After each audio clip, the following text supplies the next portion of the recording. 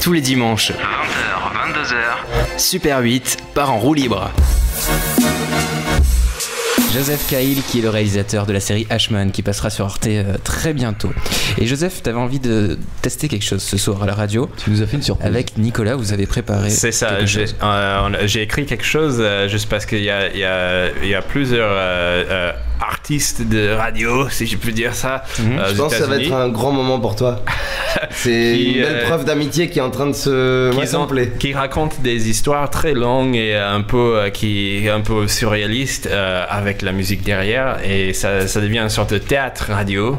Et donc j'ai eu envie de tester quelque chose avec Nicolas ce soir, et on verra qu'est-ce que ça donne. Notre super-héros. Une radio d'arrêt d'essai. Ce vendredi avec Annie. Tout a commencé vendredi dernier. Il y avait un truc dans l'air, une énergie plutôt sombre. Ce jour, j'ai fini le boulot un peu plus tôt que d'habitude à cause d'une rupture générale sur ce putain de merde d'internet dans notre bureau. Je décidais donc de me consoler en me jetant une pinte ou deux derrière la cravate au chat noir. Il y avait là-bas une très jolie serveuse du nom de Annie. Annie m'a toujours fait des regards promettants, mais on n'a jamais parlé plus que ça. Après tout, je suis un client silencieux, taciturne et frustré qui n'a pas l'habitude de parler avec une véritable sex symbole. Je suis une sorte de geek, quoi. Ce vendredi-là, Annie était différente. Elle était en fleurs, je dirais même un peu trop. Elle avait quelque chose dans les yeux, une lumière, des étincelles même, et sa peau tournait au vert olive. Quand elle m'a passé ma bière, on a tous les deux touché le verre en même temps, et à travers la pinte, il y a eu une transmission, un message et une véritable rupture temporelle. Je me suis trouvé dans le pont d'un vaisseau spatial, tout en argent, avec Annie devant moi et des autres filles, toutes avec des peaux vertes et un troisième œil dans le front, qui se sont tous mis à s'ouvrir comme des vagins ou des organes sexuels dans un ordre précis, les uns après les autres, comme une sorte de danse rituelle de membrane cérébrale. J'étais tout nu et très excité, encore plus que d'habitude, avec des filles terrestres, plus qu'avec les filles de ma planète en fait. Et mon sexe a eu un aspect intelligent. Enfin, je voulais dire auto-dirigé et ciblé sur les fronts des dames en vert.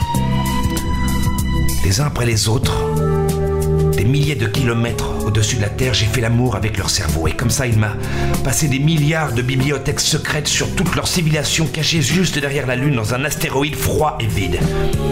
Ils étaient obligés de s'échapper dans leur monde à cause d'un tremblement de terre provoqué par les réseaux sociaux.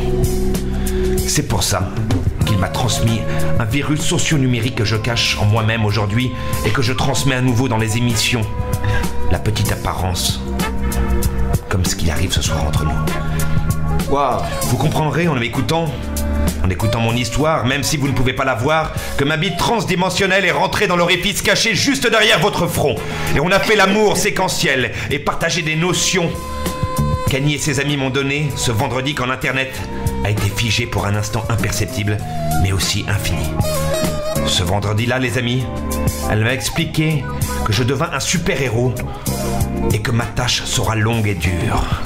Et qu'il fallait commencer à transmettre leur message. Et tout d'un coup, je me suis trouvé dans ce bar, avec ma pinte vide. Le regard d'Annie a changé. Elle est devenue normale, mais moi, je reste changé. J'ai entendu l'appel à l'aventure qu'Annie m'a posé, même si Annie ne s'en souvient pas. Wow. Bravo.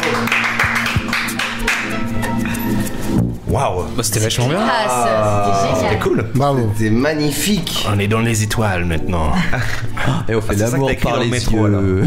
La musique que vous avez entendue derrière, c'est une musique de Bernard Herrmann.